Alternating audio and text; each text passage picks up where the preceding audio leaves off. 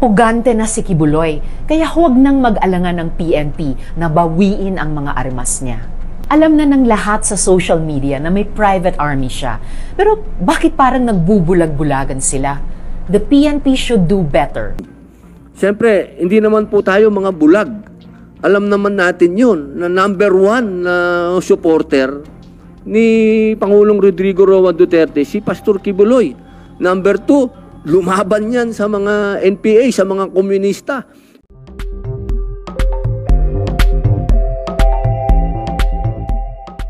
Muling pinaalala ni Senador Risa Hontiveros na puganti na si Pastor Apollo Kibuloy at hindi dapat mag-alangan ang pulisya na hulihin siya.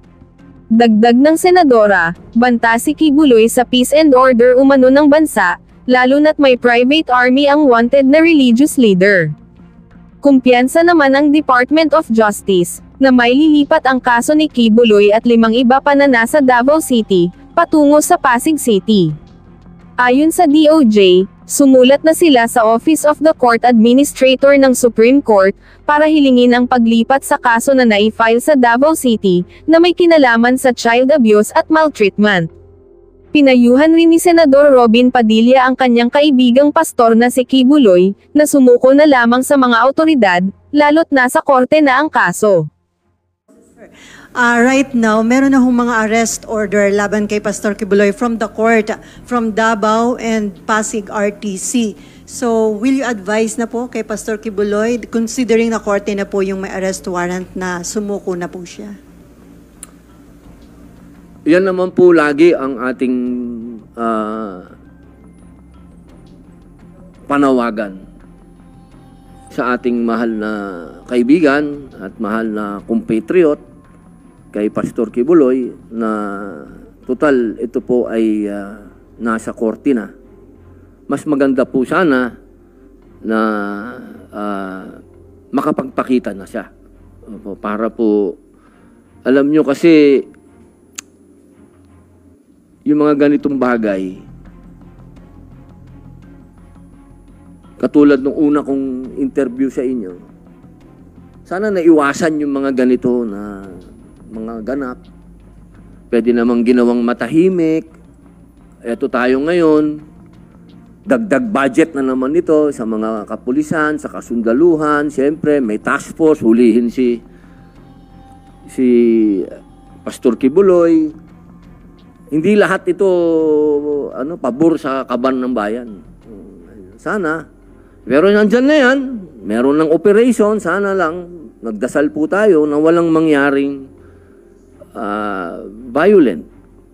Sana maging mapayapa. Kasi katulad ng sinabi ko nun, napakahirap na pagsamahin natin sa issue na to ang faith at politics.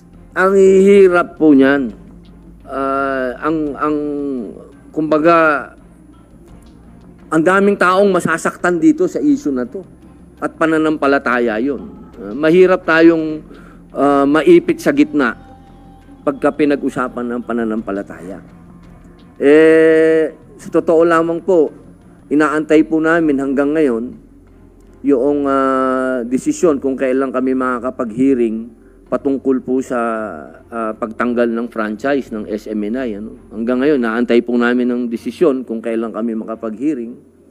Kasi ang dami na po dyan, ang dami nang naging nagdikit, na siya yung kaso ni Pastor kasi, nag-domino na, umabot na hanggang sa SMNI, freedom of the press na. Iisang programa lang yung sinasabi na nagkaroon ng pagmamalabis, pero yung buong istasyon ng tinanggalan, yung mga ganun ba? Asan ang due process na naman nun? Sa totoo lang po, napakadaming issue sana na pwede nating pag-usapan sa hearing, pero wala pa po, hindi pa na i-schedule ang hearing nito. Sir, the issues no, yung kay Pastor, yung mga nangyayari po sa kanya, do you believe that it is part of a political process? Oh, definitely. Definitely. Kaya sana nga, ang pakiusap ko, wag natin, kung politika ang issue natin kay Pastor, wag natin idama yung religion. Kasi wag never nating itatouch ang religion. Nakakatakot yan na pakialaman natin.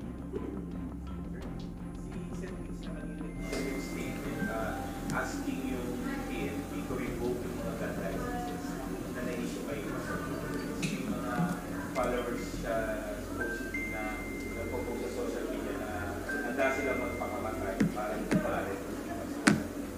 Yun ang nakakatakot dun, sir, eh. Yun ang mga sinasabi ko, eh. Kasi pag pinag-usapan natin ng faith kasi, dyan mapupunta yan. May mga fanatics tayo na hindi natin maiwasan. Pero hindi naman natin pwedeng panghawakan ng batas na porket identified kay pastor, eh, kakanselihin na natin yung kanilang mga in-issue ng PNP. Ano? Wala naman silang kaso. Siguro, kasi dito sa bayan natin, hanggat hindi ka pa napapatunayan na may kasalanan, mahirap na sasabihin natin kanselahin kagad yung kanilang mga permit to carry o LTAP nila, no? Kasi kailangan may proseso din yun. Kailangan mapatunayan muna na sila ba ay may nagawang kasalanan. Kasi minsan yung mga ganun na ang hirap pare, napakahirap na parang kasi ako, nangyari sa akin yan, kinansila yung mga baril ko, pare, na ano yan, ha? Nung sumuporta tayo sa 2013 na gulo sa Lahad Datu. Openly, sumuporta tayo sa mga tausug. Ang nangyari sa akin dun, nakansila lahat yung... Hindi ko alam, biglang kinansila lahat yung ano ko, yung permit to own, lahat yun. Kinansila. Nagulat ako, sabi ko, para naman yatang ang aking karapatan na nasagasaan yata. Pero ang nilabas nila, yung mga ex-convict, hindi pwedeng magbarel. Kaya wala akong nagawa. Dumating lamang yung aking absolute pardon, kaya ako nakakuha uli ng barel. Pero sabihin, sana yung mga ganitong bagay, wag na nating palakihin ba? Yung mga supporter ni pastor, natural lang di silang makapagsalita dahil sa kanila, pakiramdam nila, naapi yung kanilang pastor. Wag lang sana, pakiusap lang natin dito sa mga kaibigan natin, maging kalmado po kayo. Hindi solusyon ang karahasan. At tandaan po natin, si pastor ay lingkod ng Diyos. At ang kanya pong dinadanas ngayon isang pagsubok sa kanyang pananampalataya at sa pananampalataya ng tinatayuan niyang relihiyon. At isang bagay ito na nagpapatunay na kapag malapit tayo sa pagsubok, ibig sabihin malapit tayo sa Diyos. Kaya siguro po, ang gawin na lang natin, manalangin tayo ng kapayapaan. Kung ano man ang mangyari, sumurrender man si pastor o mahuli, sana walang karahasan na mangyari.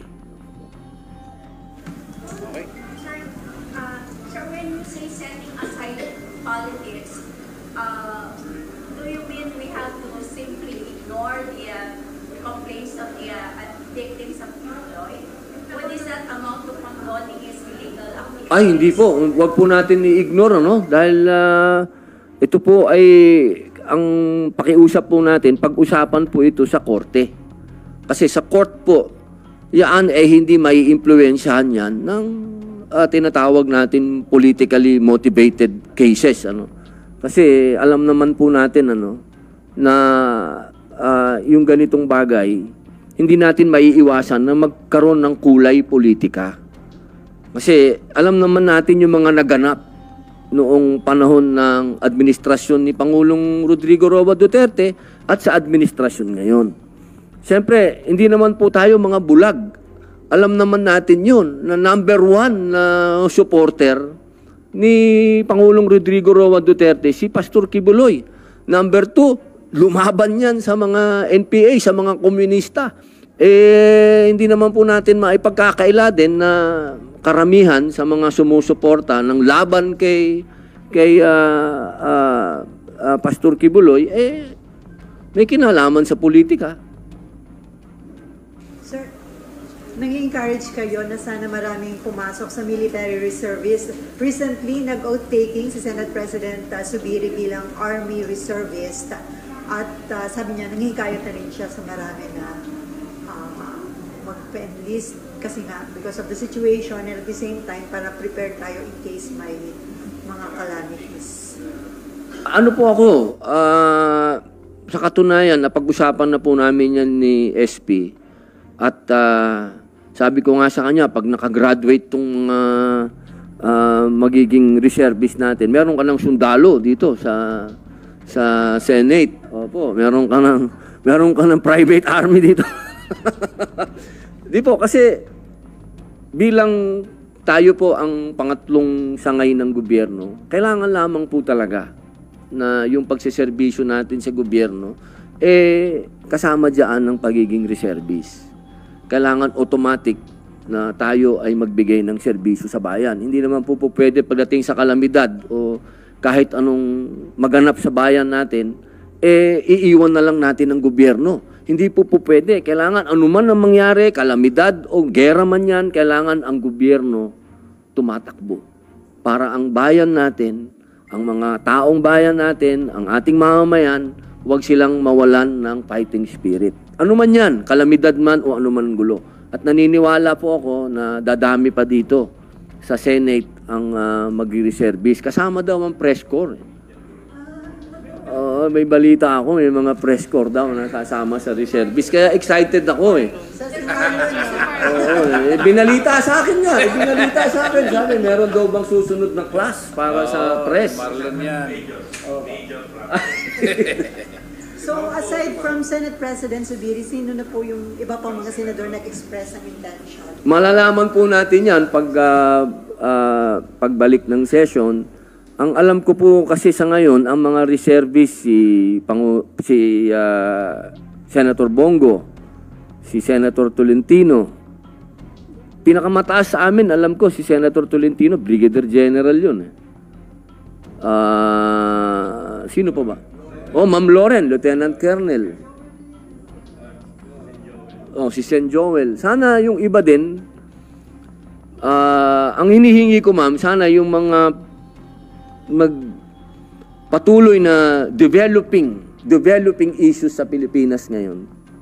Sana ma-encourage yung mga kapatid kong senador na ipasa na yung mandatory ROTC. Sana maintindihan. Alam ko naman naiintindihan nila eh. Alam ko naman nakukuha nila yung point namin. Pero hindi ito yung panahon na para pagdebatihan ito. Hindi ito yon. Pwede naman natin yan i-amend eh. Kung sa palagay nila dumating yung panahon na hindi na natin kailangan, di-amendahan natin. Pero ngayon, nakikiusap po ako sa inyo. Kailangan po natin to gawin.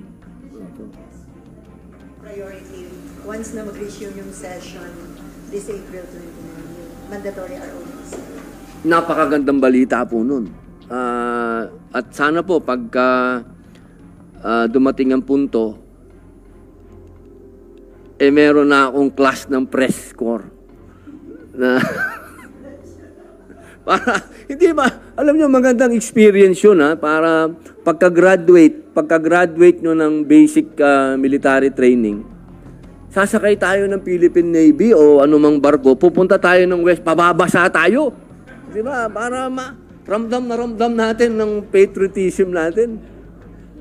Kaya ba namin, sir? Kaya natin yun. Kayang-kaya po nyo. Kung merong pinakamatatapang dito sa Senado, yung press corps eh. Oo. Yan ang leader namin, sir.